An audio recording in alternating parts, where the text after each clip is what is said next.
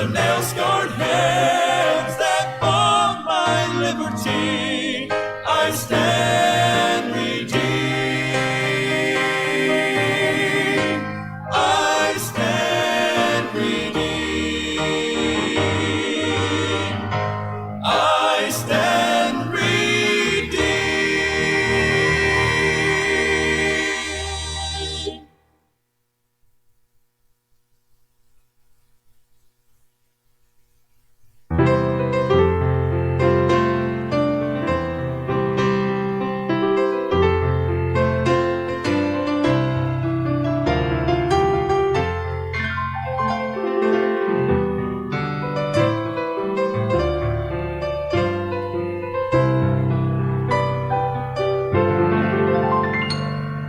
When I think of heaven and all the sights I'll see, the walls of jasper, gates of pearl, the clear and golden streets, why should I be present? Why should I enter in? After all the sinful living and the wicked one I've been, In the presence of Jehovah, as I stand before the throne, the accuser of the brethren starts to read the things I've done. As I hear the awful charges, the question fills my mind. why should I not be put in hell to suffer for all time? It's through the blood.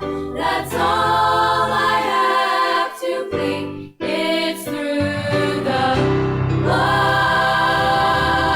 blood that Jesus shed for me, not by works of mine own righteousness, for filthy rags are they, but because of that old rugged tree hanging on dark Calvary. That is my only plea.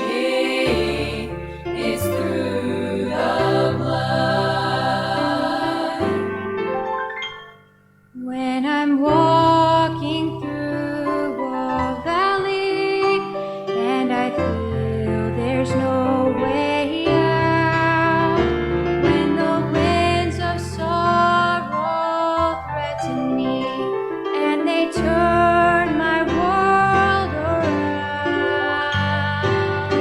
That's when I look to Jesus and the price He paid for me. I can lift my hands in praise to Him and shout the victory. It's through the blood. That's all I have to plead. It's through the blood that Jesus shed for me, not by works of mine own righteousness, for filthy rags are they, but because of that old rugged tree hanging on dark Calvary. That is my only plea. It's through the blood. It's through the blood.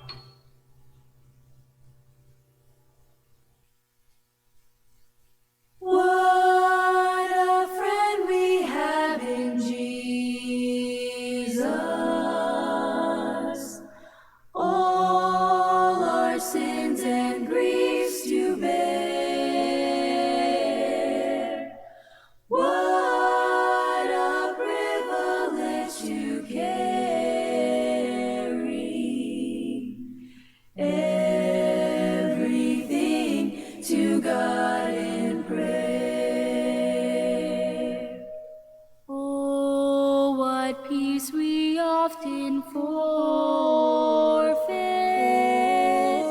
Oh, what needless pain we bear. All because we do not carry everything to God in prayer. Have we trials and temptations? Is there trouble anywhere? We should never be discouraged. Take it to the Lord in prayer. Are we weak and heavy laden, cumbered with the load of care? Precious Savior, still our refuge. Take it to the Lord in prayer. Do thy friends despise, forsake thee? Take it to the Lord in prayer. In his arms he'll take and shield thee. Thou wilt find a solace there.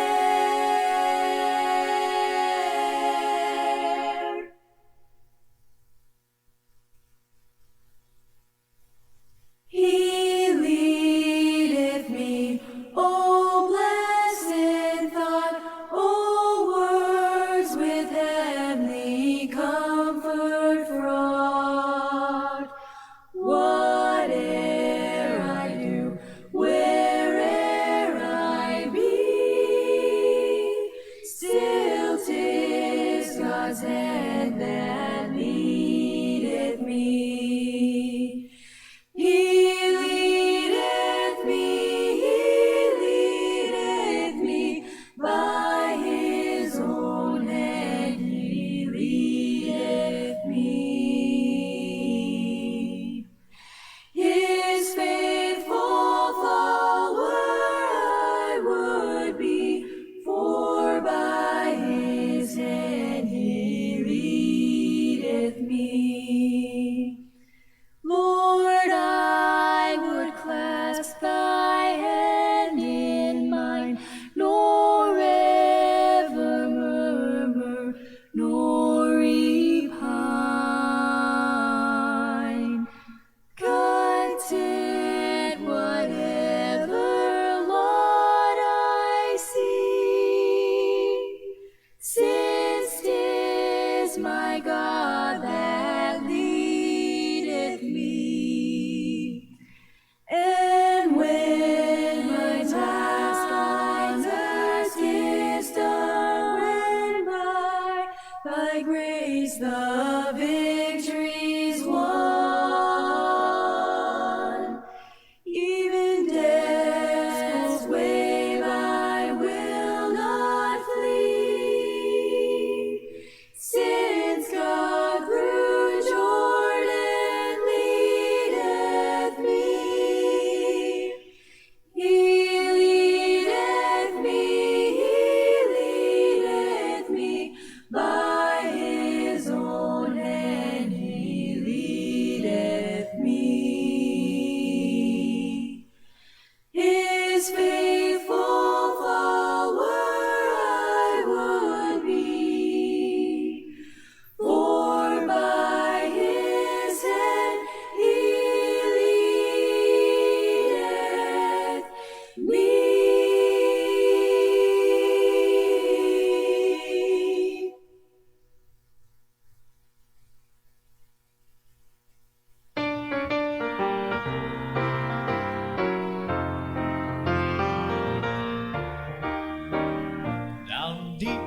my soul, down deep in my soul, a melody rings. A melody rings. I'm a winging my way. I'm winging my way back home.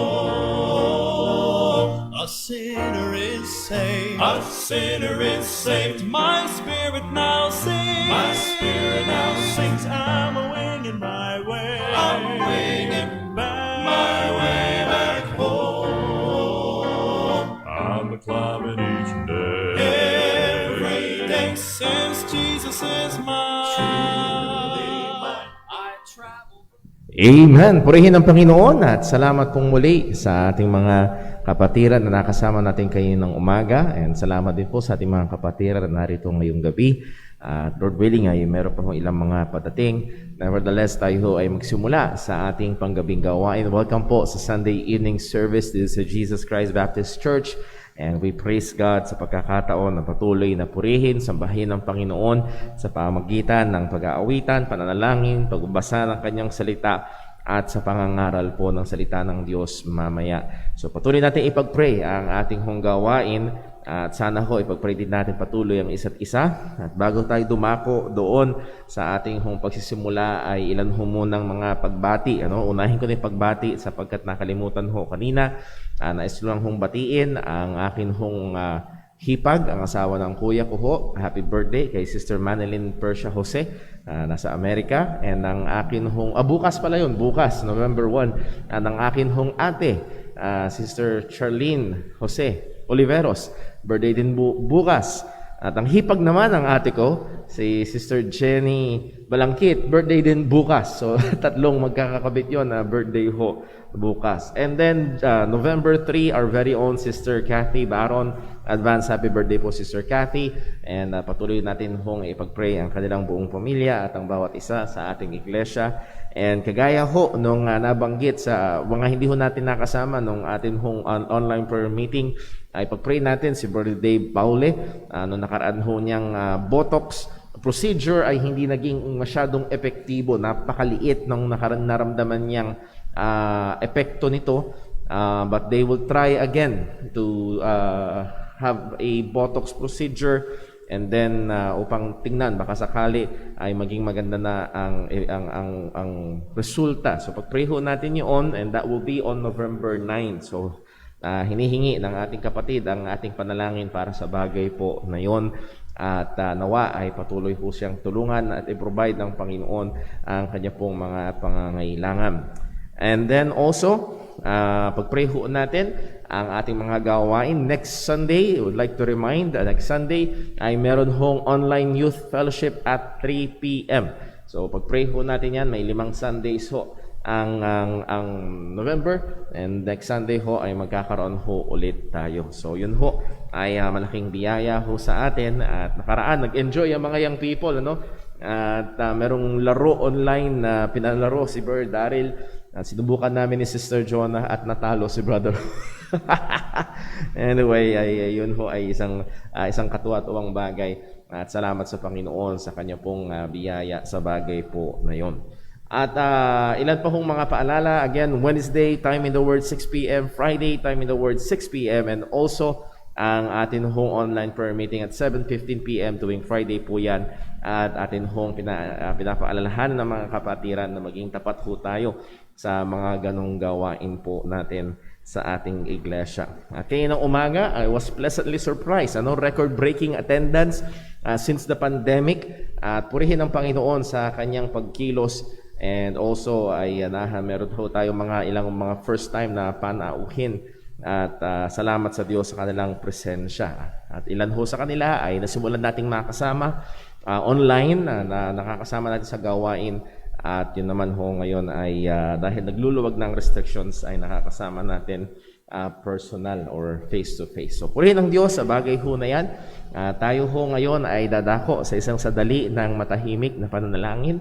Hingin natin ang tulong at gabay ng Diyos upang tayo ho ay suriin siya sa atin sa anumang kasalanan, at ito'y ating pagsisihan sa harapan niya upang hindi maging hadlang sa pagsamba. Manalangin po tayo.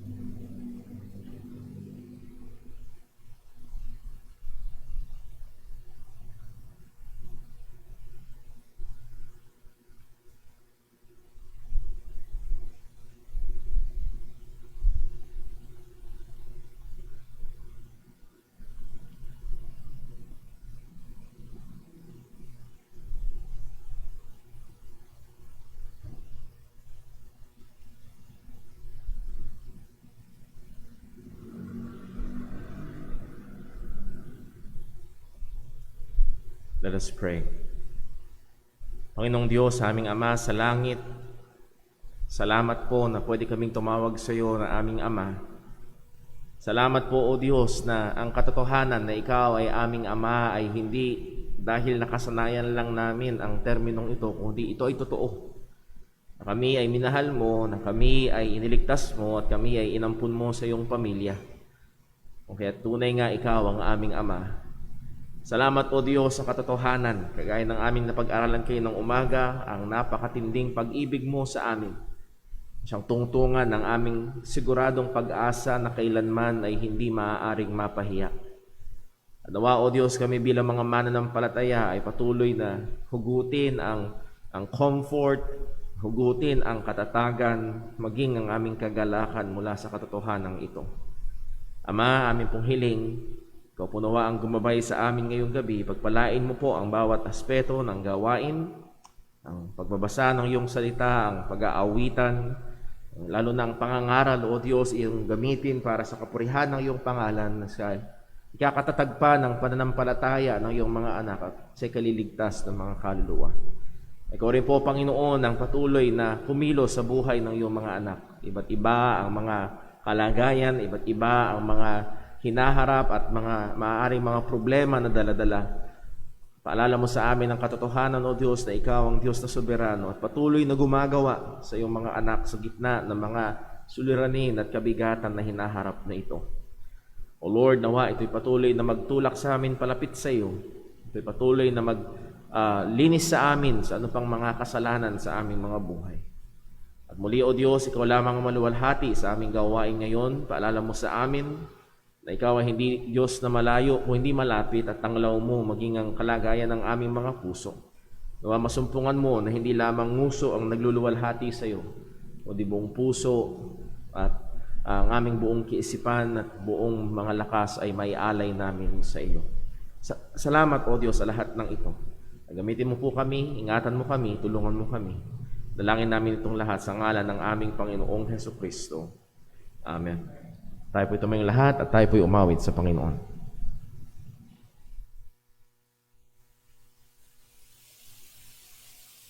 Tayo po'y umawit. Awitin po natin Wonderful Grace of Jesus.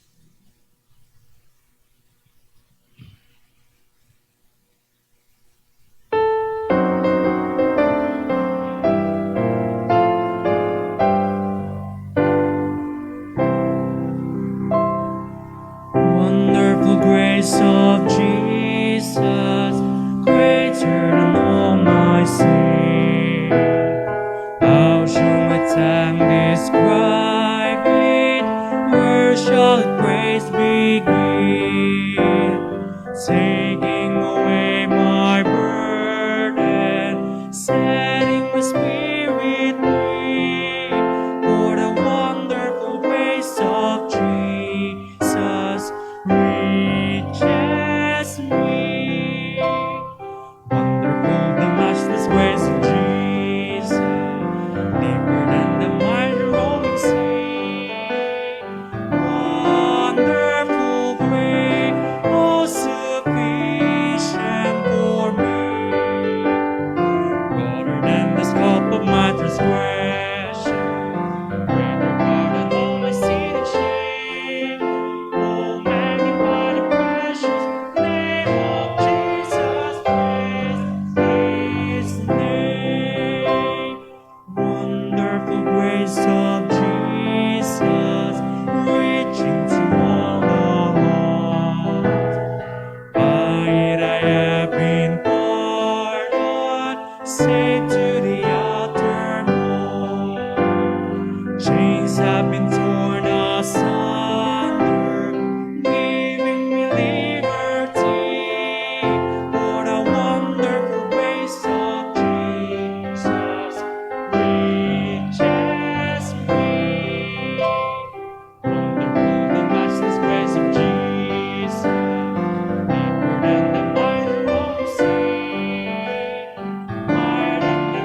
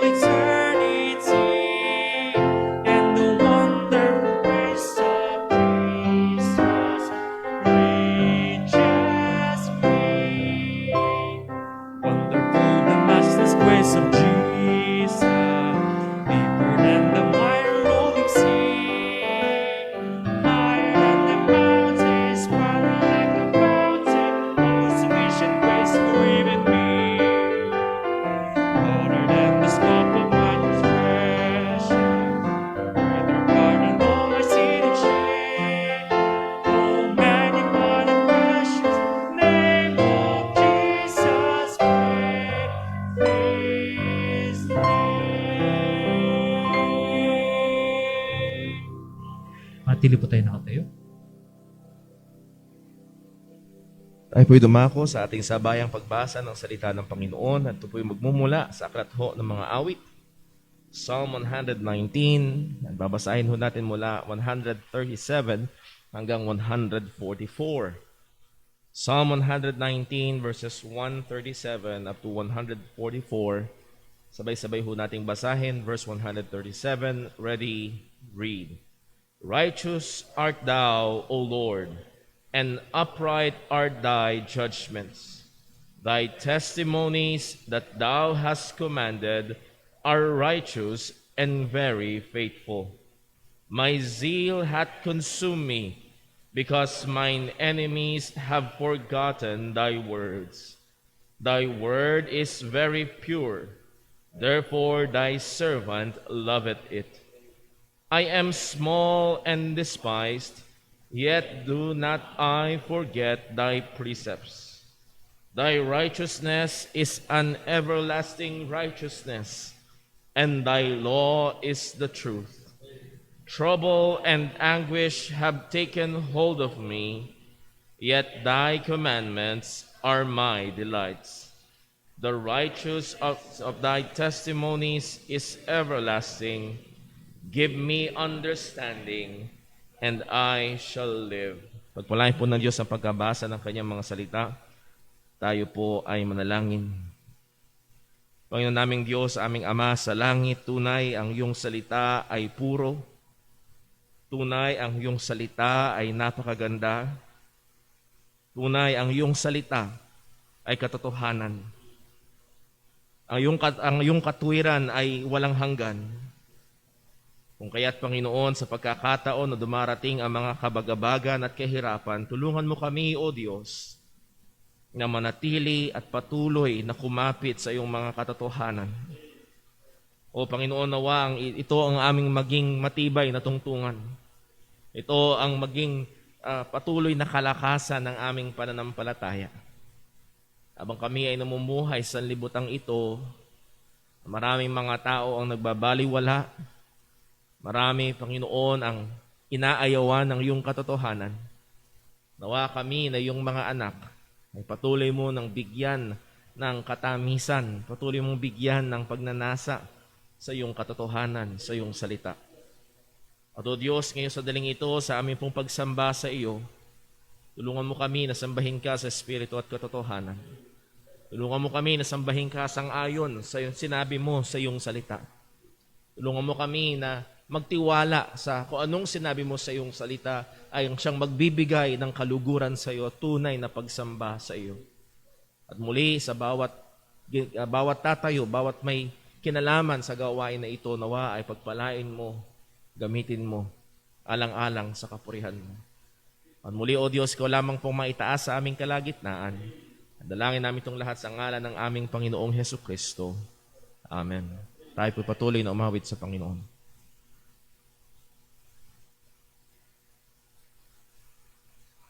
Tayo po tumawit sa Panginoon na awitin po natin, It is well with my soul.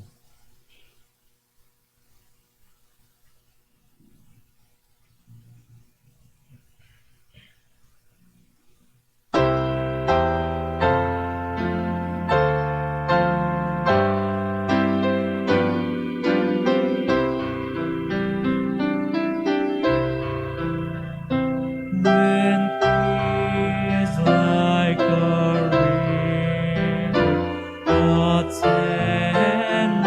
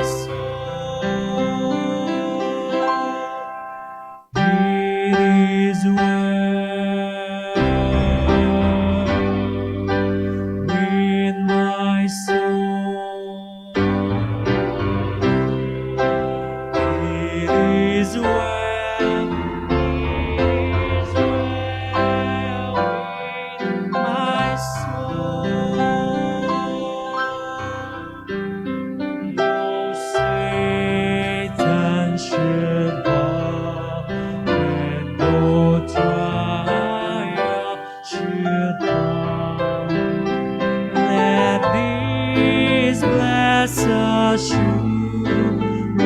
control that Christ has we go, then my helpless instinct cannot check His own blood on my soul. It is well with my soul. It is well with my soul. My sin know the bliss of His glorious love.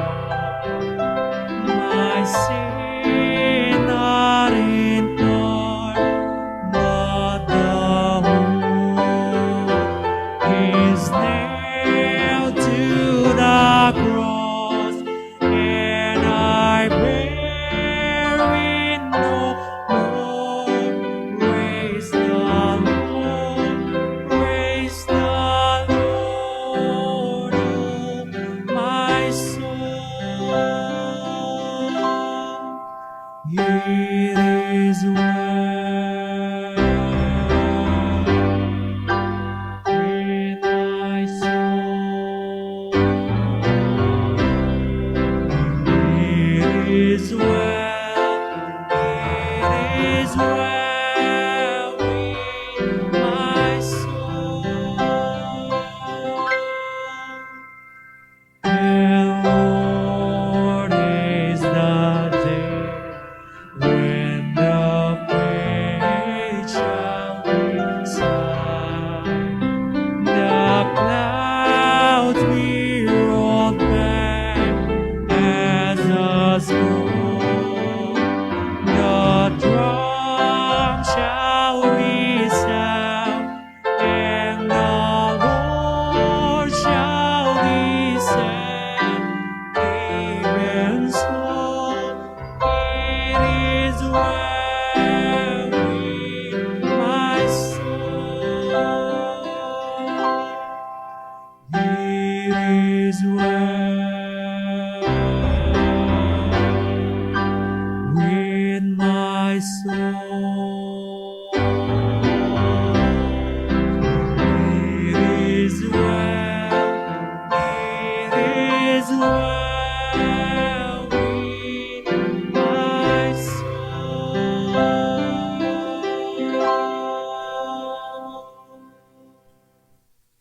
Matili po tayo nakatayo.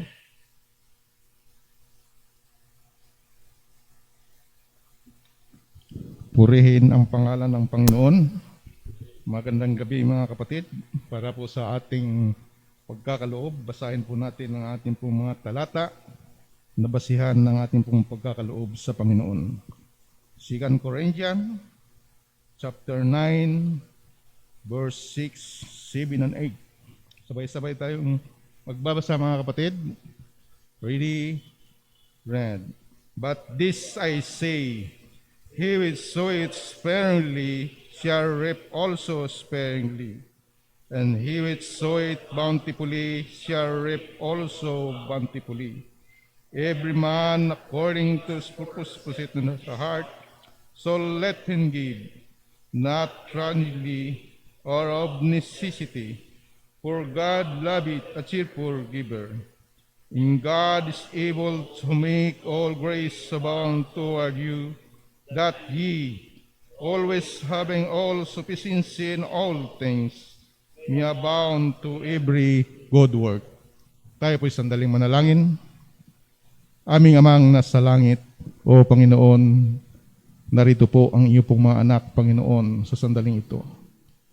Nalubos, Panginoon, na lumalapit sa iyong trono at biyaya, at nagpapasalamat, Panginoon, sa iyong kabutihan, Panginoon. Salamat sa buhay, sa hininga na mayroon kami, Panginoon. Sa kalakasan, Panginoon. Salamat, Panginoon, sa mga biyayang aming natanggap mula po sa iyo, Panginoon. Salamat sa lahat, Panginoon, na iyong kabutihan, Panginoon, na mayroon kami, Panginoon. At higit sa lahat, Panginoon, salamat sa dakilang kaligtasan na ginawa ni Kristo doon sa krus ng Kalbaryo, na siya ay namatay at muling nabuhay, at upang kami ay magkaroon ng tiyak na kaligtasan, Panginoon. O Panginoon, sa gabing ito, kami po, Panginoon, ay patuloy na lumalapit sa iyo, Panginoon. At nawa, Panginoon, kahabagan po kami, Panginoon. At kami, Panginoon, ay tutungo doon, Panginoon, sa aming pong pagkakaloob, Panginoon. Nabasa namin ng yung mga salita, O Diyos, nawa, Panginoon, ay turuan mo kami. At bigyan mo kami, Panginoon, ng mabuting puso, Panginoon, na kami, Panginoon, ay makapagbibigay, Panginoon, sa iyong gawain na mayroon pong tuwa o kagalakan sa aming puso. May ngiti sa aming labi, Panginoon, habang ginagawa namin ito, Panginoon. O dakilang Diyos, pagpalain mo po ang pira na malilikom, Panginoon. Nawa, dakilang Diyos, ito'y magamit sa pinakamainam na paraan sa iyo pong iglesia, Panginoon.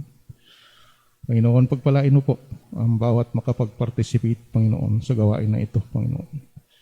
At doon naman po sa aming po mga kapatid na naghihikahos, Panginoon.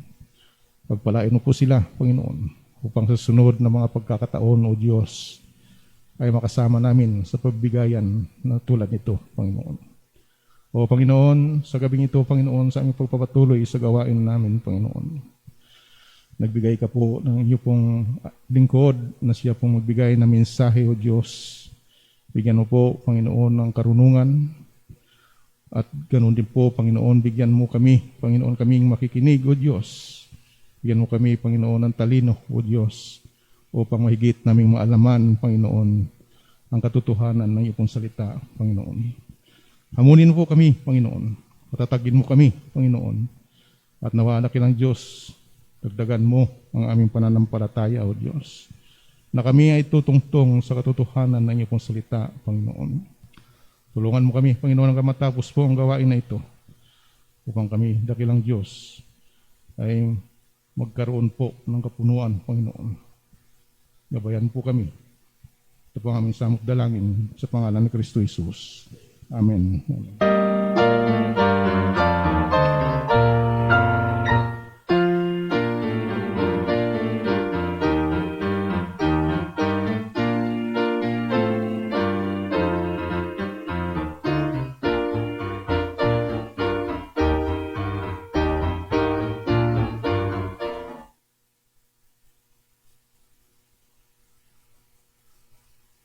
Tayo po yung magsing lahat. Tayo po ulit umawit sa Panginoon. Awitin po natin, Holy, Holy, Holy.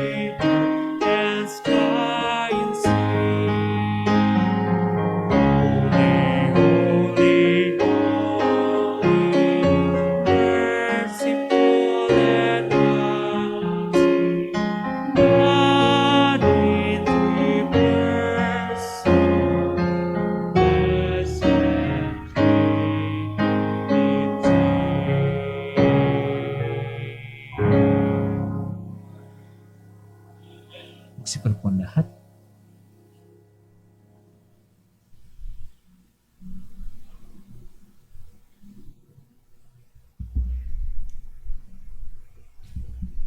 Magandang gabi po sa ating lahat. Nagpupuri po tayo sa Panginoon. Tayo po ay nagpapasalamat sa Kanya patuloy, at maging sa iglesia ng JCBC sa ipinagkakaloob na pagkakataon sa atin na tayo po ay makatayo sa likod ng pulpitong ito at makapangaral ng salita ng Diyos. Ang tatalakayin po natin ngayong gabing ito ay patungkol sa isang napakahalagang o merong ginagampanan na mahalagang role sa kwento o sa, sabihin na natin, kwento o mensahe ng kaligtasan. Ang pag-aaralan po natin ay nasa Genesis chapter 3, Ang title po ng ating mensahe ngayong gabing ito is The Fall of Man and the Grace of God.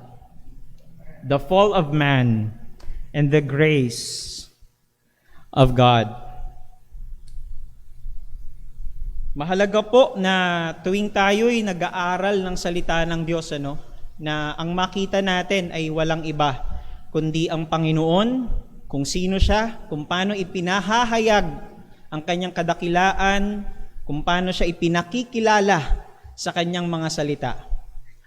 Isa po sa naalala ko na binabanggit sa amin madalas ng isa sa mga tagapagturo namin. Kilala po ni Brother Paul yun, sa Bible School noon, ay ang salita ng Diyos ay hindi lamang po ito kadalasan, ang idea is love story ito, Pero ang salita po ng Diyos, sabi ng guro namin na ito, more than that, higit pa doon, ito'y diary ng Panginoon na ipinahayag dito kung sino ang Panginoon, ipinakikilala niya ang kanyang sarili magmula sa kanyang mga salita. Naalala ko po nung 2013,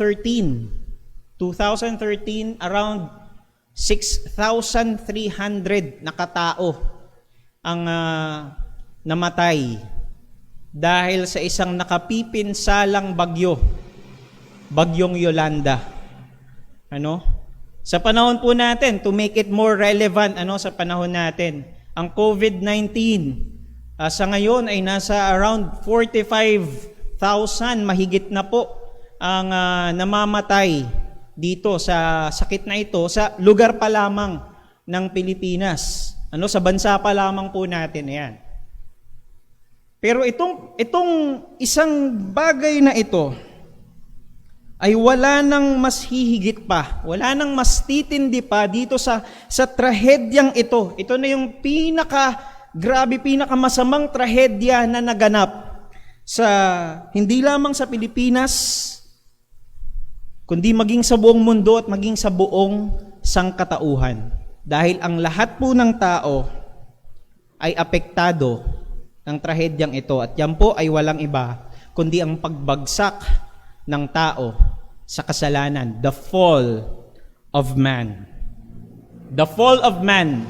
It is the worst tragedy ever in the history of man. Ito po ang pinakamasama, pinakamatindi na trahedya na nangyari sa buhay ng sangkatauhan. Pero makikita natin, mapag-aaralan po natin na sa lahat ng pangyayari sa event na ito, particularly dito sa pagbagsak ng tao sa kasalanan, naroon po at hindi kailanman nawala ang biyaya ng Diyos. Tayo po'y tumungo sa atin pong text ngayong gabing ito. Yan po ay makikita natin sa Genesis chapter 3. Genesis chapter 3. Sundan nyo na lamang po ako, basahin ko po Genesis chapter 3.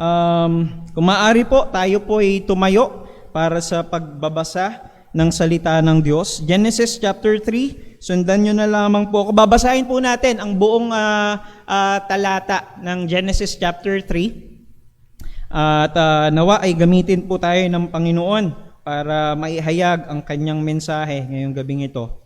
Genesis chapter 3 verses 1 to 24. Now the serpent was more subtle than any beast of the field, which the Lord God had made. And he said unto the woman, Yea, had God said, Ye shall not eat of every tree of the garden? And the woman said unto the serpent, We may eat of the fruit of the trees of the garden. But of the fruit of the tree which is in the midst of the garden, God had said, Ye shall not eat of it, neither shall ye touch it, yes, lest ye die. And the serpent said unto the woman, Ye shall not surely die. For God doth know that in the day ye eat thereof, then your eyes shall be opened, and ye shall be as gods, knowing good and evil. And when the woman saw that the tree was good for food, and that it was pleasant to the eyes, and a tree to be desired to make one wise, she took of the fruit thereof, and did eat, and gave also unto her husband with her, and he did eat. Verse number 7, And the eyes of them were both opened, and they knew that they were naked, and they sewed fig leaves together, and made themselves aprons. And they heard the voice of the Lord God walking in the garden in the cool of the day, and Adam and his wife hid themselves from the presence of the Lord God amongst the trees of the garden. And the Lord God called unto Adam, and said unto him, Where art thou? And he said, I heard thy voice in the garden, and I was afraid, because I was naked, and I hid myself. And he said, Who told thee that thou wast naked? Hast thou eaten of the tree whereof I commanded thee that thou shouldest not eat? And the man said, The woman whom thou gavest to be with me, she gave me of the tree, and I did eat. And the Lord God said unto the woman, What is this that thou hast done? And the woman said, The serpent beguiled me, and I did eat. And the Lord God said unto the serpent, Because thou hast done this, thou art cursed above all cattle, and above every beast of the field. Upon thy belly shalt thou go in the dust, and thus shalt thou eat all the days of thy life. And I will put enmity between thee and the woman, and between thy seed and her seed. It shall bruise thy head, and thou shalt bruise his heel. And unto the woman he said, I will greatly multiply thy sorrow and thy conception. In sorrow thou shalt bring forth children, and thy desire shall be to thy husband, and he shall rule over thee. Verse number 17, And unto the woman he said, unto Adam he said, Because thou hast hearkened unto the voice of thy wife, and hast eaten of the tree which I commanded thee, saying, Thou shalt not eat of it. Cursed is the ground for thy sake. In sorrow shalt thou eat of it all the days of thy life. Thorns also and thistles shall it bring forth to thee, and thou shalt eat the herb of the field.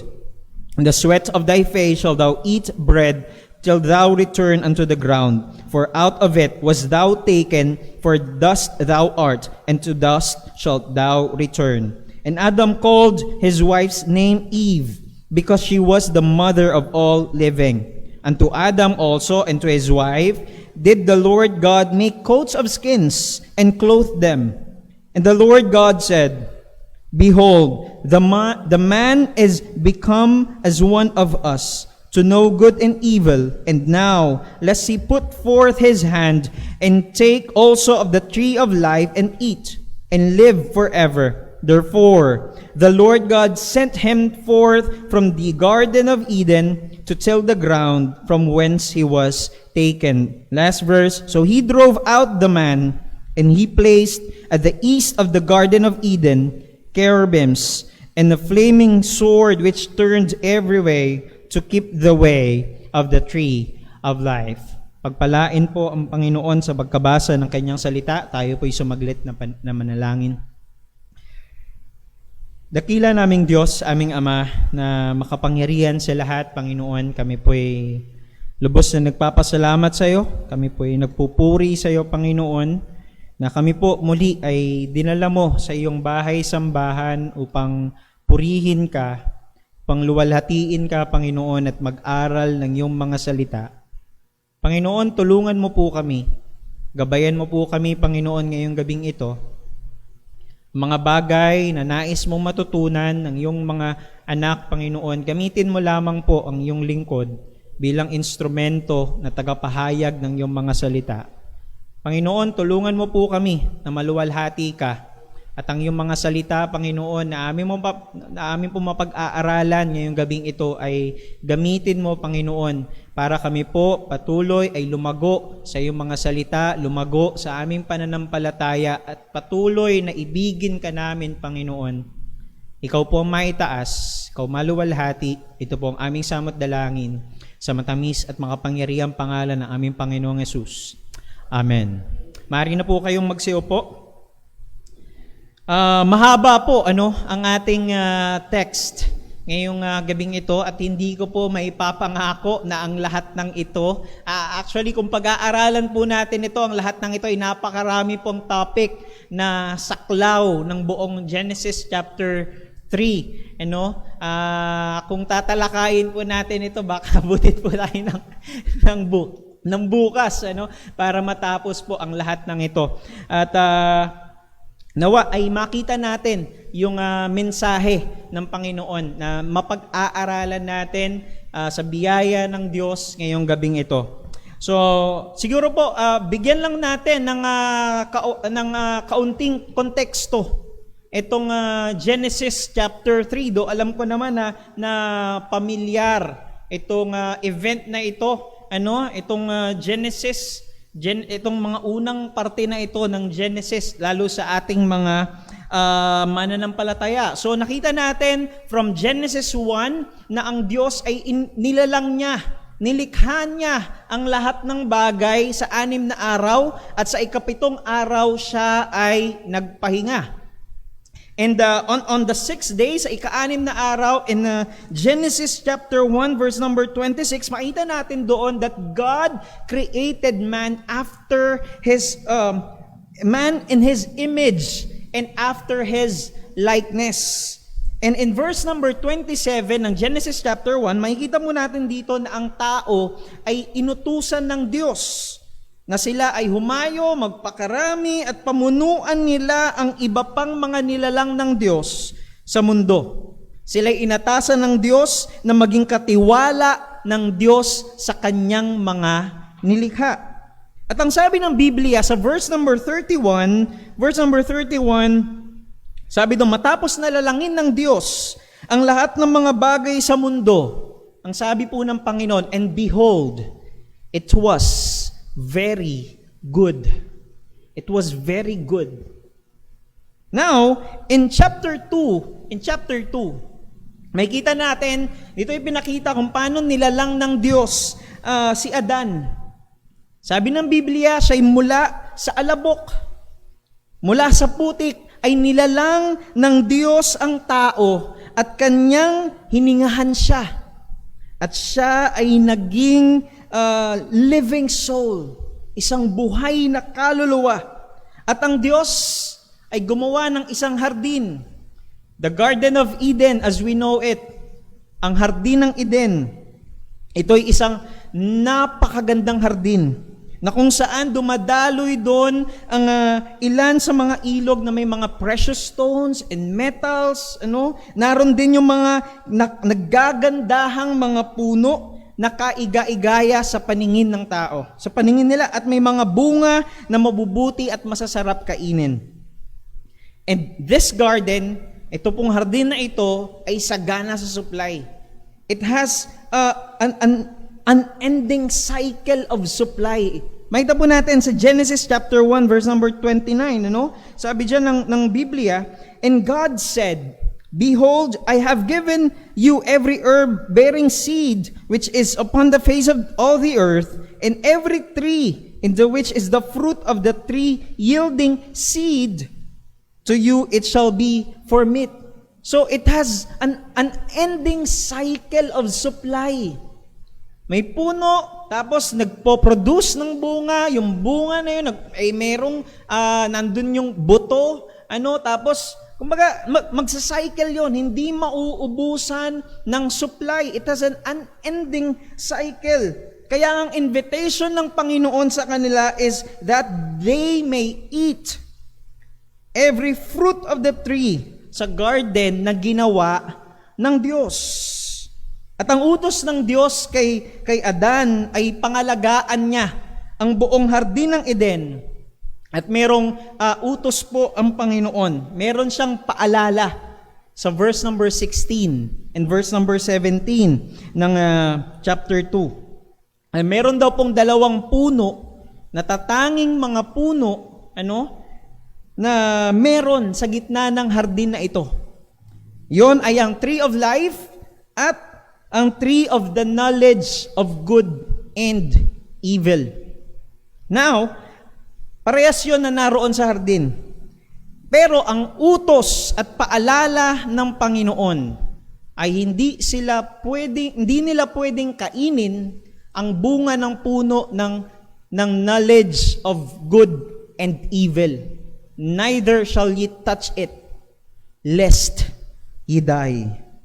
Makikita po natin yan sa verses 16 and 17 in chapter number 2. Now, of course, the question is, anong klaseng death itong binabanggit ng Panginoon na sila'y mamamatay kapag kinain nila ang bunga ng punong ito o kanilang hawakan? Diba? Ang sabi ng Panginoon, sila'y mamamatay. And later on, as the story unfolds, habang makikita natin mamaya sa mga talata, sa mga bagay na pag-aaralan natin, kung anong klase nga bang kamatayan itong binabanggit ng Panginoon. And to add na rin po sa latter part ng chapter 2, ay diyan nilalang din naman ng Diyos ang babae, si Eva, magmula sa tadyang ni Adan, and ginawa siya upang maging katuwang ni Adan sa mga gawain na iniatang sa kanya ng Diyos. Now, in chapter 3, dito na po tayo, dito na ngayon yung kwento ng fall of man, ang pagbagsak ng tao sa kasalanan. Ang pagbagsak ng tao sa kasalanan. In verses 1 to 3, sabi po dyan, Now the serpent was more subtle than any beast of the field, which the Lord God had made, and he said unto the woman, Yea, had God said, He shall not eat of every tree of the garden. And the woman said unto the serpent, We may eat of the fruit of the trees of the garden, but of the fruit of the tree which is in the midst of the garden, God had said, Ye shall not eat of it, neither shall ye touch it, lest ye die. And the serpent said unto the woman, Ye shall not surely die. For God doth know that in the day ye eat thereof, then your eyes shall be opened, and ye shall be as gods, knowing good and evil. Now, this is one of the most common questions. Ito po yung kadalasan na tanong kapag pinag-aaralan o napupunta rito sa Genesis chapter 3, bakit inilagay ng Diyos ang tree of knowledge of good and evil? Di ba? Tama, Ito yung kadalasan na naiisip natin, bakit pa inilagay ang puno na ito doon sa hardin ng Eden? Di ba? It was very good, and then all of a sudden, merong tree of the knowledge of good and evil na pag kinain nila yon, pag ginawakan nila, sila'y mamamatay. Bakit? Now, the wrong idea is this. Ang wrong idea na ang katangi-tanging purpose ng punong ito ay sumpain ang tao sa kasalanan. Yun ang wrong idea. Kaya natin naiisip yung ganitong klaseng tanong dahil meron tayong ganong maling idea na ito lamang ang katangi-tanging purpose ng punong ito. But no, maintindihan natin the reality ng purpose ng punong ito, this tree is actually grace of God. Ito'y actually pagpapakita ng biyaya din naman ng Panginoon sa kanila. And this tree has its intended purposes. Meron itong purpose na inilaan ang Panginoon. Una na dyan, syempre, makita natin to give them an option. Binigyan sila ng Panginoon ng pagpipilian whether to love God or to love God or to hate Him, to obey God or to disobey Him. Makita natin na nagkaroon sila kumbaga meron silang option whether to love God. Kasi yung sinabi ng Panginoon na kainin ninyo ang lahat ng mga ipinagkaloob ko. Ito'y actually pagpapakita ng kanilang pag-ibig sa Panginoon kasi sila'y nakatingin sa pagpapala ng Panginoon at habang kinakain nila yon, sila'y nag-o-obey sa Kanya dahil yun ang sinabi ng Biblia. At kapag naman kinain nila ang bunga ng tree of knowledge of good and evil, ito yung pagpapakita ng kanilang disobedient. So nagkaroon ng comparison na sila nga totoo ay sumusunod sa Diyos. Nakita natin, So, another intended purpose dito ng Panginoon is to show their complete satisfaction in God. Kasi kung walang comparison, paano masasabi na ikaw nga ay satisfied sa Panginoon? Kung ikaw nga ay satisfied sa kanyang pagpapala, sa kanyang mga inihando o mga biyaya, katulad nito na merong unending cycle. It shows its comparison na ang tao habang kanyang kinakain ng mga bunga na ipinagkaloob ng Panginoon, siya'y completely satisfied sa Panginoon. Na hindi niya ba't mo pa hahanapin, ba't mo pa kakainin itong bunga ng tree of knowledge of good and evil? Kung satisfied ka na sa ipinagkaloob sa iyo ng Panginoon. Nakuha niyo po yung idea? And another intended purpose is to give us an alternative. Whether yung buhay na binigay ng Panginoon, may unending cycle of supply dyan. Nandyan ang mga kailangan ninyo. But, if you disobey, you will have a life that is apart from God. Nahiwalay sa Diyos. Tandaan po natin, yung pagkaunawa nila sa kamatayan, nung sinabi ng Diyos na sila'y mamamatay, wala naman silang idea kung anong kamatayan. Tama? Wala pa naman pong namamatay. Ang pinapakita, kaya nga even sa pagkakagamit po ng word na death, it means separation. Ito'y, kung ang sinabi ng Panginoon, kapag ginawa nyo to, pag nag-disobey kayo sa akin, pag hindi nyo ipinakita that you are completely satisfied sa akin at sa ipinagkakaloob ko sa inyo, you will be separated. Ikaw ay ihiwalay sa Panginoon. Ihiwalay sa Kanya. Kanina, yung characters lamang po, na nakita natin sa chapter 2, chapter 1, chapter 2 ay dalawa lamang. Ang lalaki at ang babae, si Adan at si Eva. Now, nagkaroon ng additional character dito sa chapter number 3. Sino po ito? Pasensya na po kayo kung nagpipiyok-piyok ako. Hindi po ako nagbibinata, 30 na ako. Talagang may problema na po ang aking lalamunan. Naririnig ko yung sarili. Naririnig yung sarili ko na pumipiyok eh.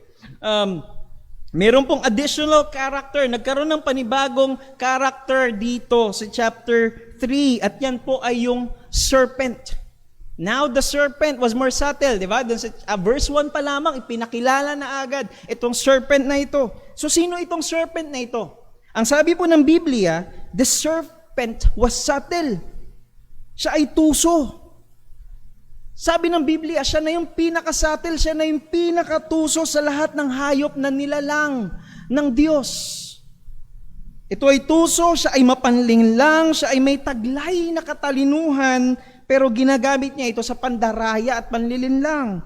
At sa panahon na ito, hindi alam ni Eva o maging ni Adan ang totoong identity kung sino nga ba ito. Pero ipinakita po sa atin ng salita ng Diyos ni Apostle John, to be particular sa Revelation chapter 12 verse 9 and 20 verse 2. Inihayag ni Apostle John na itong serpent na ito na Siguro idea lang talaga nila Eva, ni Adan ay isa itong ahas o hayop na nakapagsasalita, nakakausap nila. Pero itinahayag ng salita ng Diyos, ni-reveal ng salita ng Diyos that this was Satan.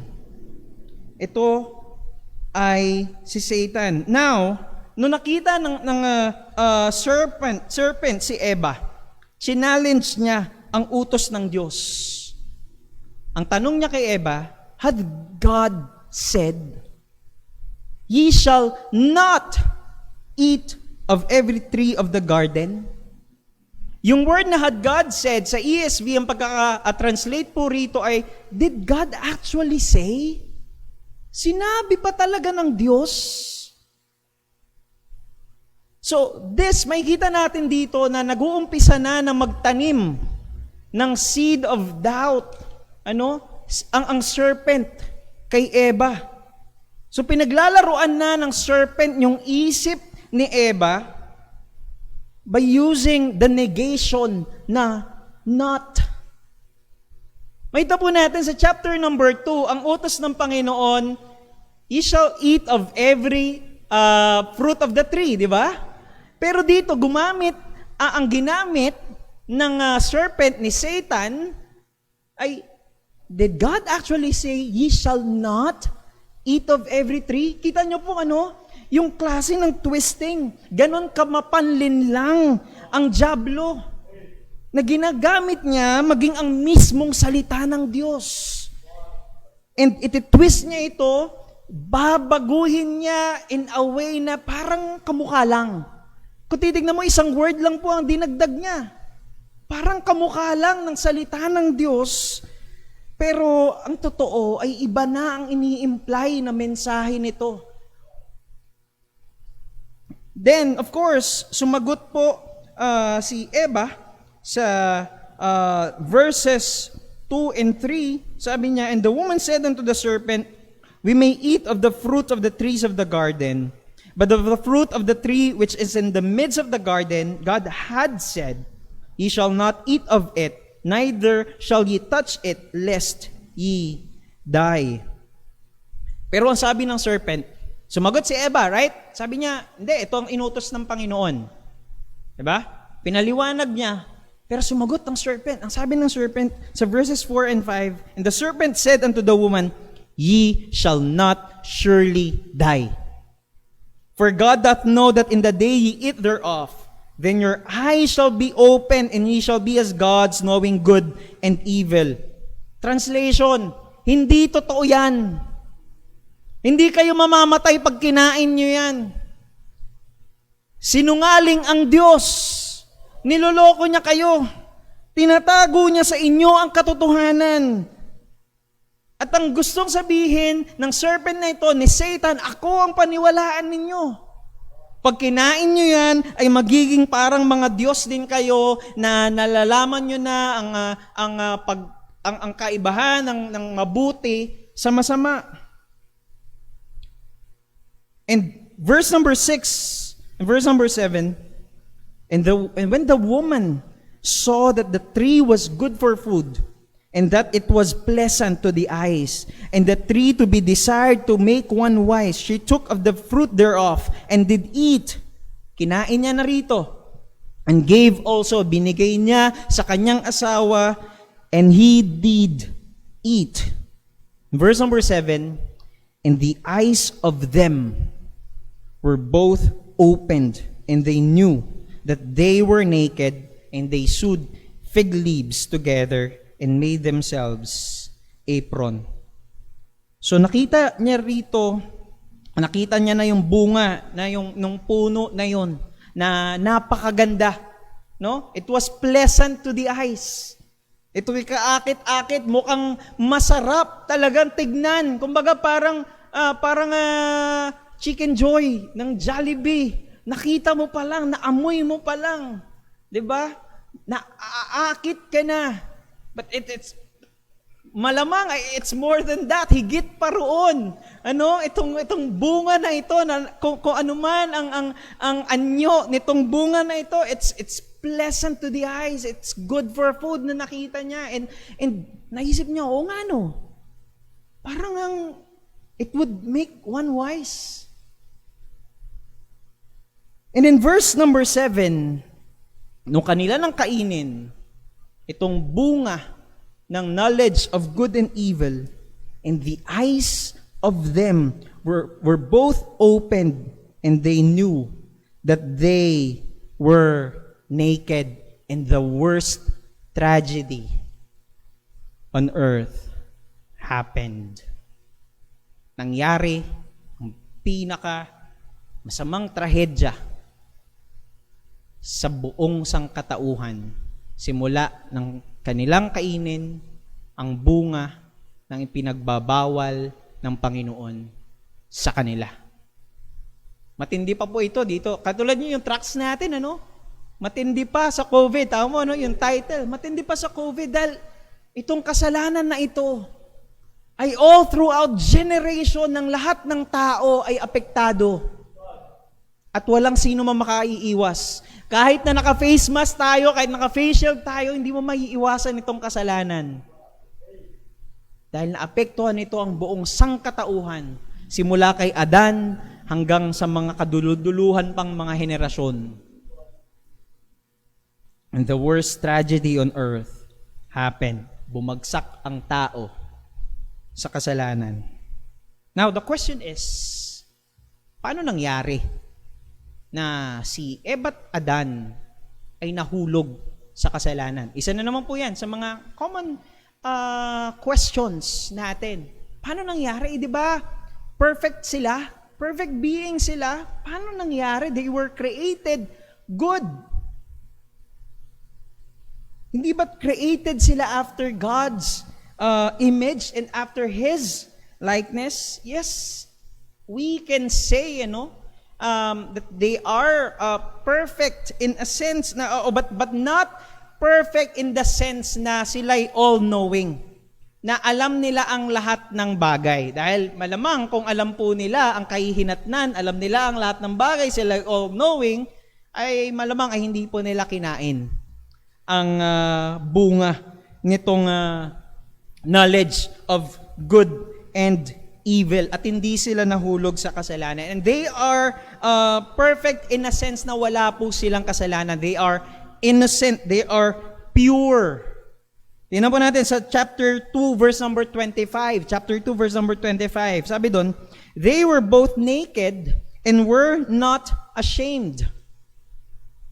Katulad na lamang ng sanggol, di ba, na walang kamuwang-muwang sa anuman ang mabuti sa masama. So wala pa yung guilt and shame na dala ng kasalanan. Wala pa, hindi pa pumapasok. So they are perfect in a sense na their minds are pure and innocent, at wala pa itong kasalanan. And God created them that way. Sila'y nilalang ng Diyos sa ganoong paraan, and Adam and Eve were created sinless. Sila'y walang kasalanan, but have the capacity to sin. Sila'y walang kasalanan, pero meron silang kakayahan na magkasala.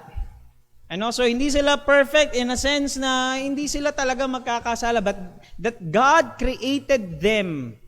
God created them na meron silang capacity, meron silang kakayahan na sila ay magkasala.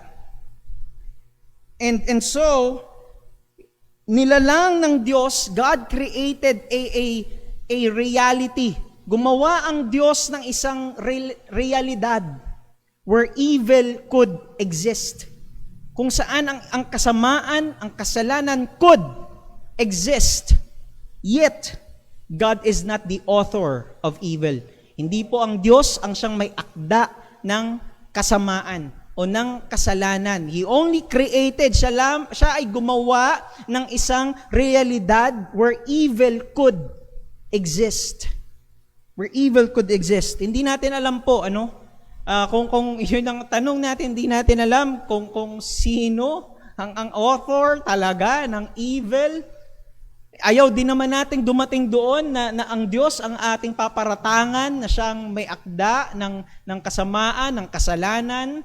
And even R.C. Sproul, one of the greatest theologians of our time, of our generation, unfortunately, siya po ay pumanaw na.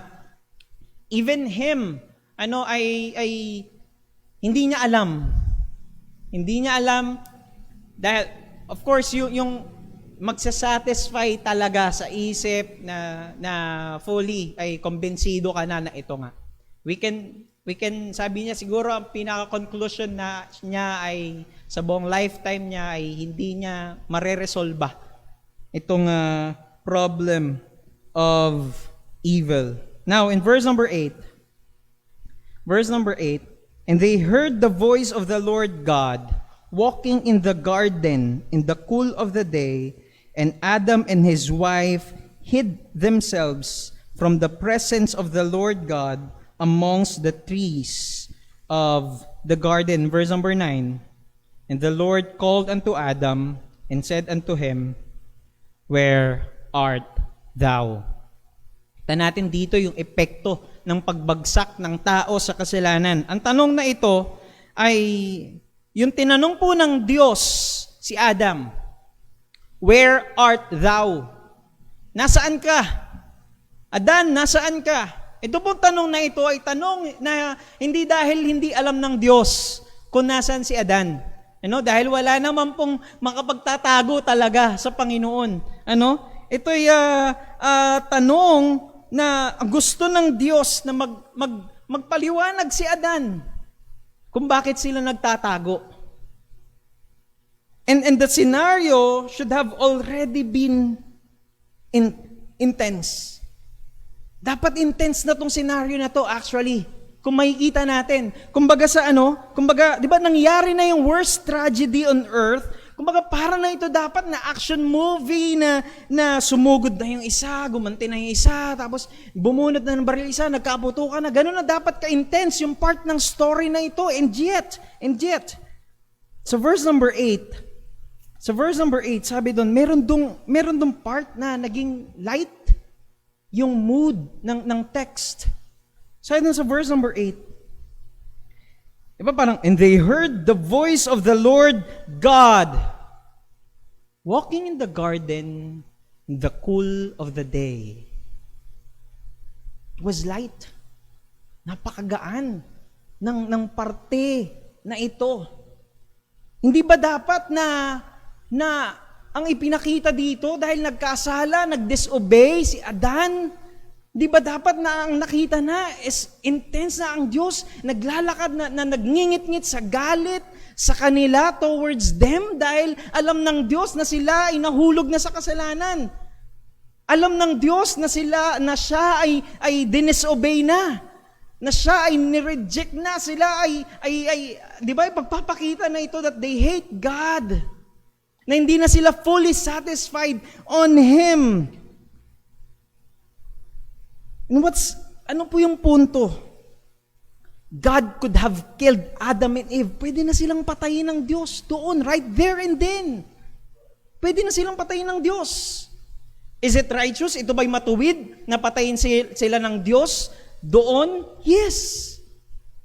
Is it just na patayin sila ng Diyos doon? Yes. Why? Kasi si Adam is just a dust. Di ba sa chapter number 2? Siya ay isang alabok lamang. Siya ay isang hamak na dumi sa harap ng Diyos, na siya ay dinesobey niya ang Panginoon and he rebelled against God. Ang Diyos na ito, siya ang lumalang ng lahat ng bagay. Ang Diyos na ito, siya yung supreme being. Siya yung pinakamataas. Siya yung eternal God.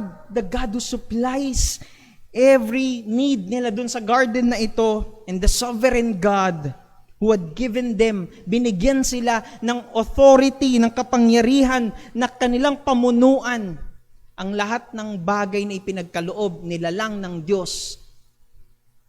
And yet, pwede na silang patayin ng Diyos doon.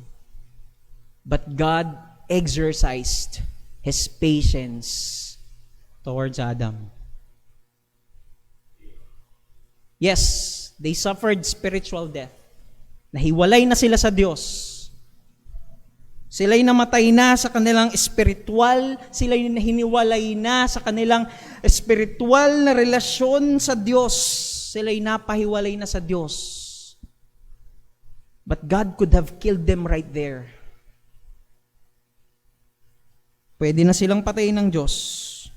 Sila'y mag-suffer ng kaparusahan ng walang hanggan dahil yun ang nararapat sa kanila, sa ginawa nila against this God, laban sa Diyos na ito. Pero hindi yun ang ginawa ng Panginoon. Pinakita niya ang kanyang biyaya sa kanila. At tingnan niyo po, sumunod na verses, pinagbigyan pa sila na magpaliwanag. Imagine this grace na ine-extend ng Panginoon sa kanila. Itong dakilang biyaya na ito in verse number 10, verse number 11, and he said, hindi naman na kailangan ng Diyos itong paliwanag nila eh. Di ba? Alam ng Diyos ang lahat ng nangyayari. Alam ng Diyos ang lahat ng kaganapan. Alam ng Diyos ang lahat ng nangyayari. And yet, God extended His grace toward them. Verse number 10 and 11, and he said, I heard thy voice in the garden, and I was afraid, because I was naked, and I hid myself. And he said, Thou was naked, as thou the tree whereof I commanded thee that thou shouldest not eat. Or lawat ko ba or pindutin ko lang?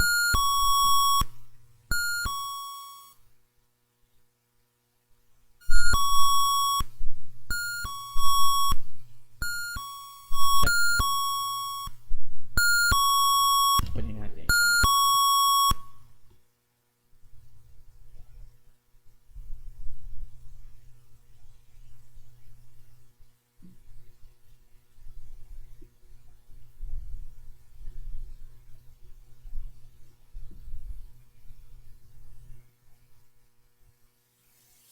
Hello, check.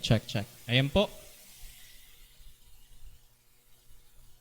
Verse number 10 and 11 ay binigyan ng pagkakataon ng Diyos. Si Adan, si Eva, na sila'y magpaliwanag. Ano nangyari?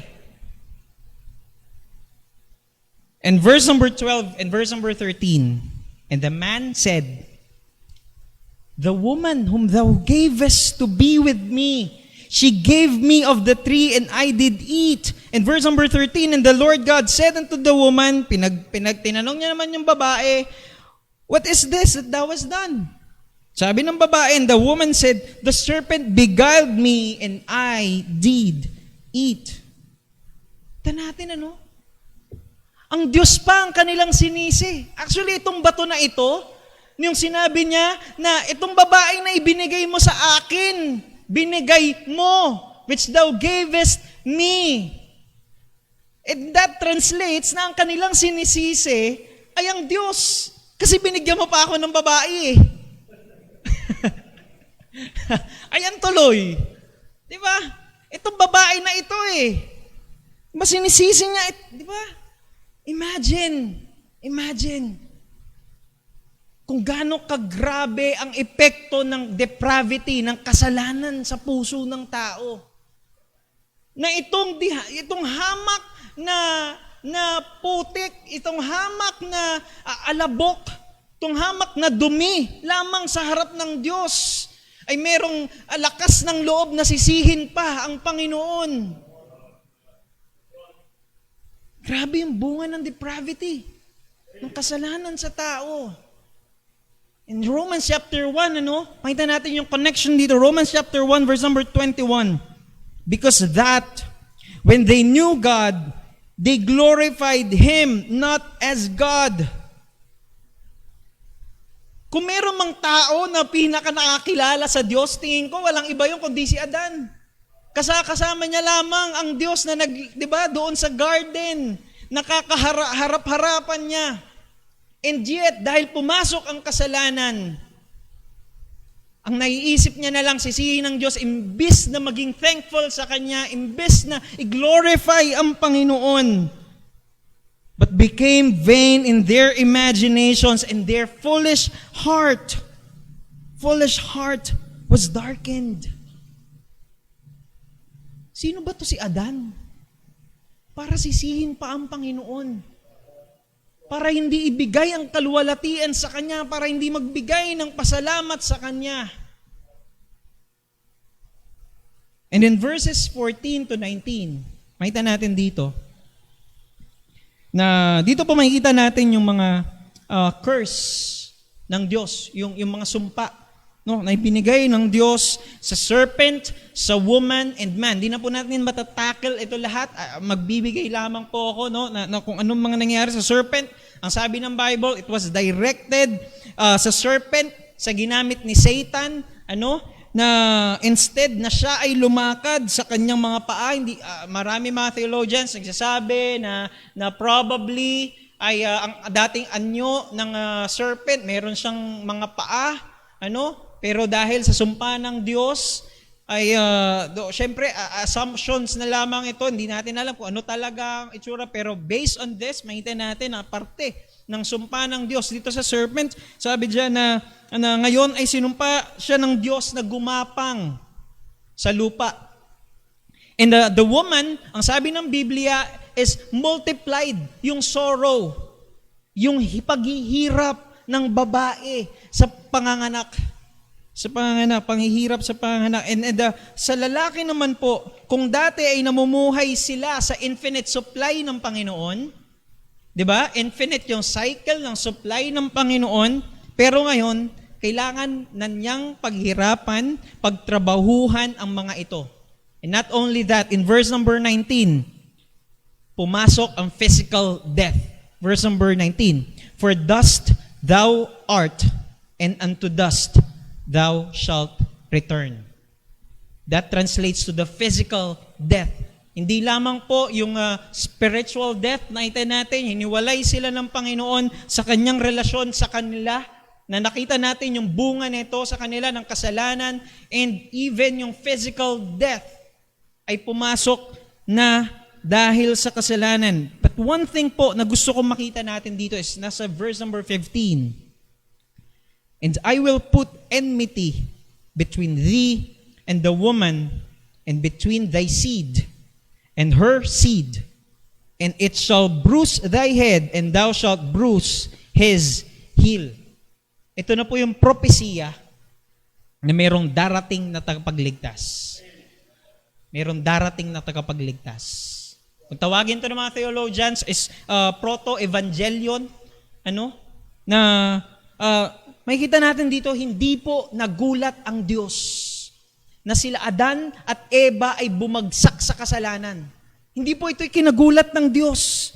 Dahil ito ay itinakda ng Diyos ang pangyayaring ito. Bakit? Dahil meron siyang plano ng pagkatubos na higit pa na mas maganda pa sa plano na naiisip natin. Di ba? Pwede natin, kadalasan naiisip natin, sana hindi na lang sila bumagsak sa kasalanan. No! Actually, doon naiisip natin ay greater plan pa ang naiisip ng Panginoon. His thoughts are greater or higher than our thoughts. His ways are higher than our ways. Pwede lang natin isipin, siguro sana maganda, hindi na lang pumasok ang kasalanan. Sana hindi na lang sila nahulog. Bakit tinakda pa ng Diyos na bumagsak sila sa kasalanan? Sinasabi mo ba na mas marunong ka pa sa Diyos?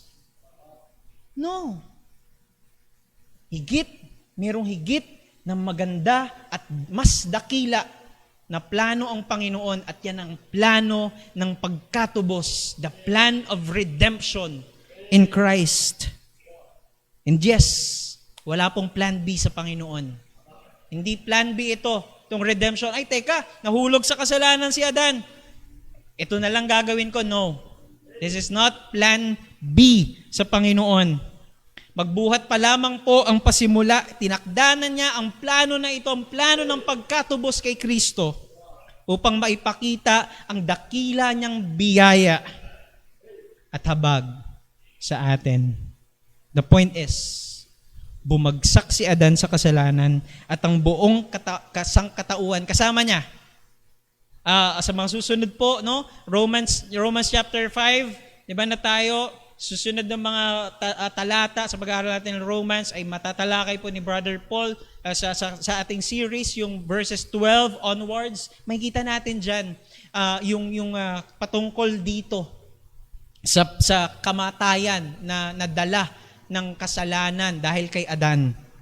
Makita natin na ang buong sangkatauhan ay kasama niya na bumagsak sa kasalanan, itong alabok na ito, na tanging dumilamang sa harap ng Diyos, na nagrebelde sa Kanya, sinuway ang Diyos, pero ang dakilang biyaya ng Diyos, may plano siya na tubusin ang sangkatauhan, ang mga makasalanan mula sa sumpa at walang hanggang kabayaran ng kasalanan. Sabi po ni Spurgeon, this is the first gospel sermon that was ever delivered upon the surface of the earth. It was a memorable discourse indeed, with Jehovah or Yahweh himself for the preacher. Siya daw po yung mangaral, ang Diyos ang mangangaral dito. Siya ang preacher nung panahon na ito. And the whole human race, ang buong sangkatauhan, ang siyang nakikinig.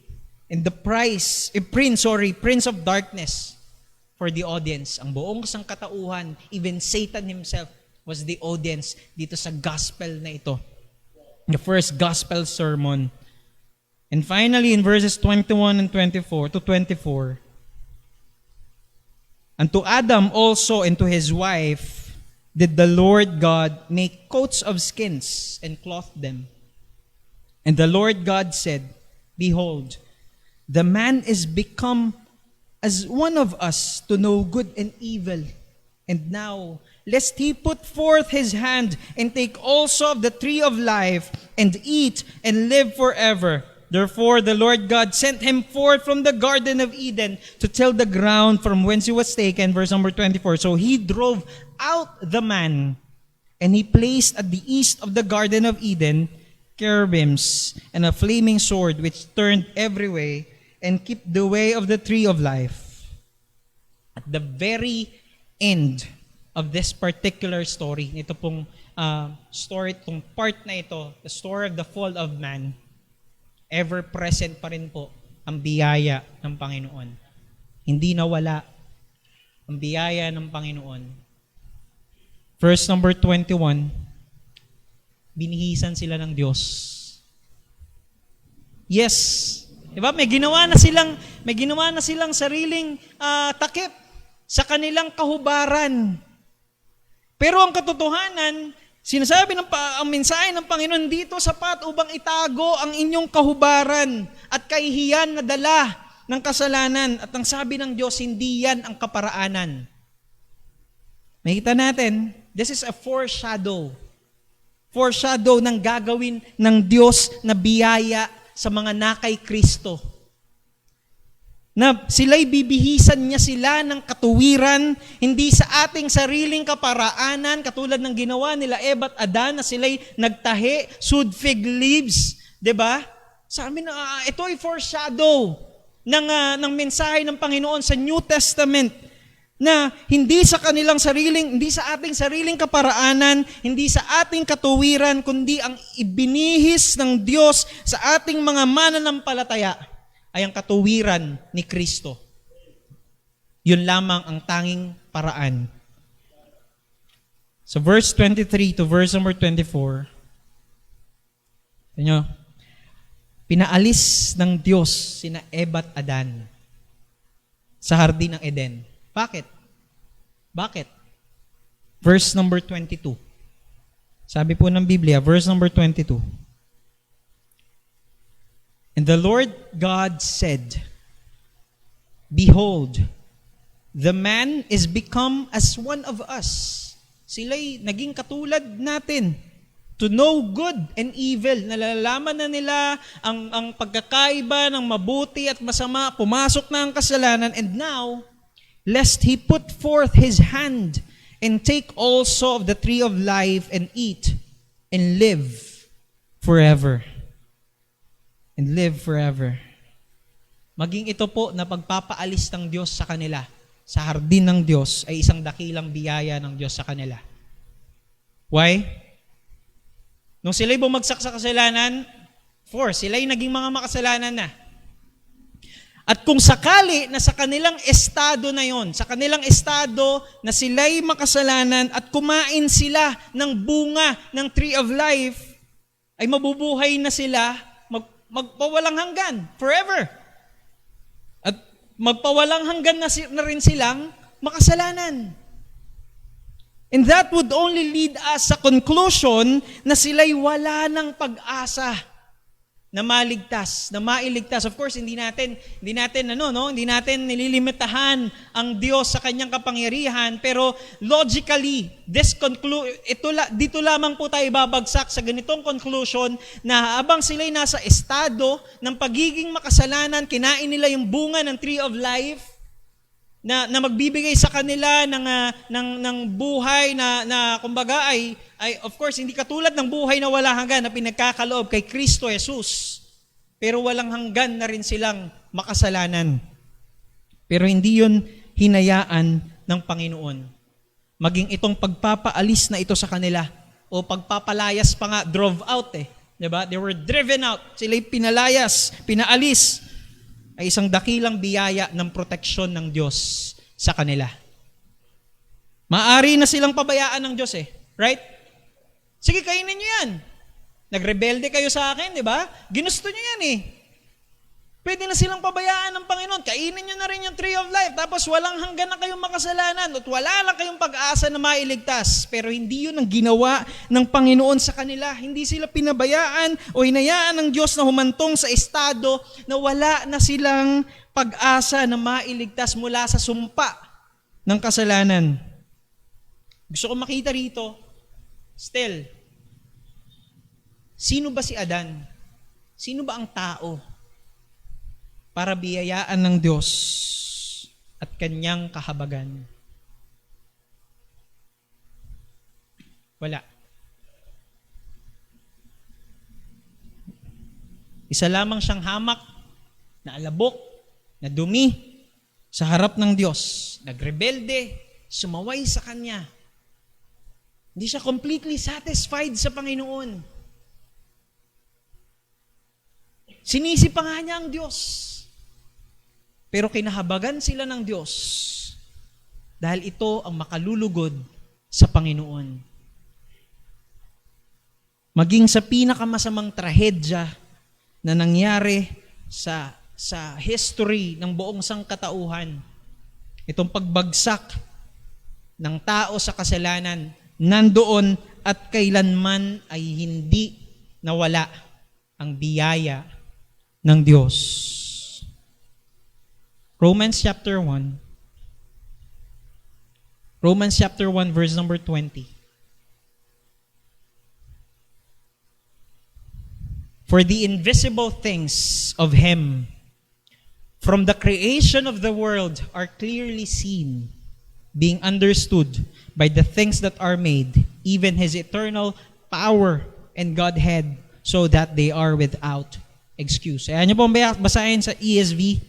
Yung invisible things dyan, ang translation ng ESV, for His invisible attributes. The invisible attributes, namely His eternal power and divine nature, have been clearly perceived ever since the creation of the world in the things that have been made, so they are without excuse. Kung hindi po itinalaga at hindi hinayaan ng Diyos na maganap ang pagbagsak ng tao sa kasalanan, man, I think, could never understand ang grace, ang mercy, ang justice at redemption ng Panginoon. Ang biyaya niya, ang habag niya, His invisible things are clearly seen. Ito'y maliwanag, na naipahayag, nakikita. Simula ng lalangin ng Diyos at Kanyang hayaan ang mga bagay na ito na mangyari, na ipakita ang Kanyang biyaya, ang Kanyang habag, ang Kanyang hustisya, ang Kanyang pagkatubos. And the very message of the fall of man is the grace of God. Ang mensahe ng pagbagsak ng tao sa kasalanan ay ang biyaya ng Diyos. May mga bagay po tayo na hindi maiintindihan, may mga tanong na hindi natin kailanman kumbaga satisfyingly ay mabibigyan ng kasagutan, tulad na lamang ng problem of evil. Siguro hindi talaga natin matutukoy ang sagot dito sa bagay na to, pero alam natin na napakaganda ng purpose ng Panginoon. At anuman ang bagay na kanyang itinalaga at hinayaan, ito'y nakaluluwalhati sa kanya at para sa ikabubuti ng kanyang mga mananampalataya. In Adam, all die. Kay Adan, tayong lahat ay namatay. Namatay sa kasalanan, pumasok ang pisikal na kamatayan, at ang kasalanan, ang kabayaran niyan ay walang hanggang kamatayan. Ngunit kay Kristo, tayo ay may buhay na walang hanggan. Ang pagbagsak ng tao sa kasalanan, yes, ito'y madilim na trahedya. Madilim na trahedya. Dahil ang lahat ng tao ay apektado ng kasalanan. At nakikita natin ito sa araw-araw, right? Nakikita natin ito sa araw-araw. Ito'y napakadilim na trahedya na nangyari sa sangkatauhan. Pero ang kabilang mukha nito, makikita natin ng napakalinaw ang nagliliwanag na dakilang biyaya ng Diyos. Tayo po'y manalangin. Dakila naming Diyos, sa aming Ama, makapangyarihan sa lahat, Panginoon. Salamat po sa iyong mga salita. Salamat po, Panginoon, sa iyo sa mga bagay na itinuro mo sa amin, Panginoon, sa gabing ito. Kung paano mo ipinahayag sa amin kung sino ka sa iyong mga salita. Kung paano mo ipinahayag sa amin, Panginoon, ang dakilang biyaya mo maging sa isang napakadilim na o pinakamadilim na trahedya na nangyari sa buong sangkatauhan, Panginoon. Napakaliwanag po ng biyaya mo sa mensahe ng iyong mga salita. O Diyos, salamat po. Dahil hindi mo po pinabayaan ang tao na sila ay magdusa sa kasalanan. Ngunit ibinigay mo, dahil sa iyong pag-ibig ay binigay mo ang iyong kaisa-isang anak, ang Panginoong Jesucristo, upang ang mga sumasampalataya sa iyo, O Diyos, ang sumasampalataya kay Kristo, ay magkaroon ng buhay na walang hanggan. O Diyos, salamat po sa dakilang biyayang ito. At tulungan mo po kami bilang mga mananampalataya na maunawaan kadakilaan mo, kadakilaan ng biyaya mo. At ito, Panginoon, ay maghimok sa amin, magdala sa amin, Lord, na patuloy na ibigin ka, maglingkod sa iyo, Panginoon, papurihan ka, O Diyos, dahil yung buhay po namin, kami hamak na alabok, kami hamak na dumi lamang sa harapan mo. Hindi kami nararapat ng lahat ng biyayang ito, Panginoon. Hindi kami nararapat ng iyong anak ay mamatay para sa aming kasalanan. Lahat ng ito, Panginoon, ay biyaya at habag mo, O Diyos, sa amin. Salamat po, Panginoon. Tulungan mo kami, O Diyos, na sa pag-ibig mo, ay ibigin ka rin po namin, O Diyos. Purihin ka, Panginoon. Kawamay taas maluwalhati. Ito po ang aming samot dalangin sa matamis at mga pangyarihang pangalan ng aming Panginoong Yesus. Amen. Amen. Tayo po ay magsitayo at awitin po natin ang ating pangwakas na awit.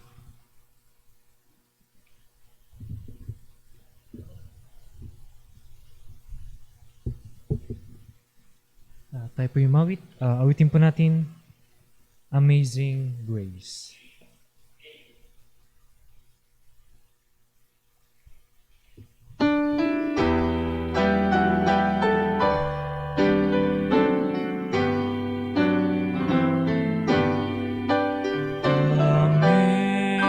Amazing grace, how sweet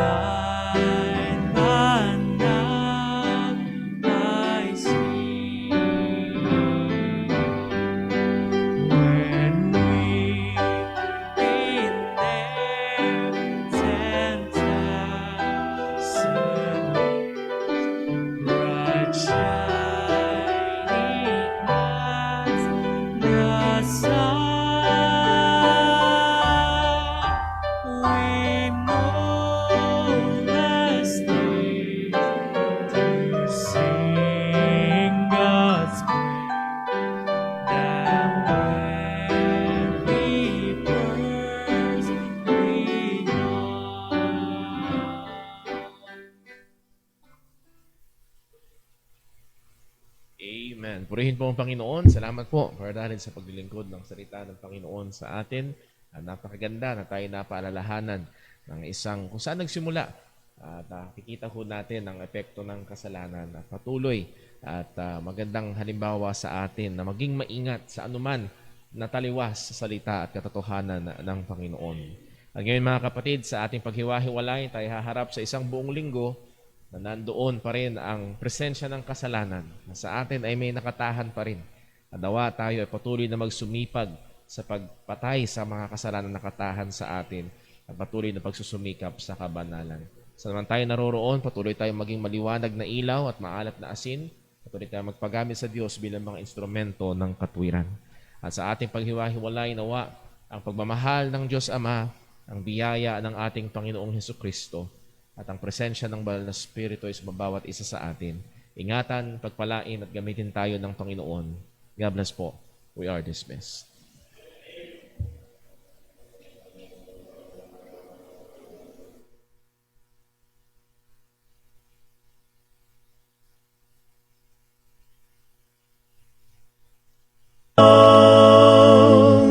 This is my story, this is my song, praising my Savior all the day long. Perfect submission, perfect delight, visions of rapture now burst on my sight. Angels descending, bring from above echoes of mercy.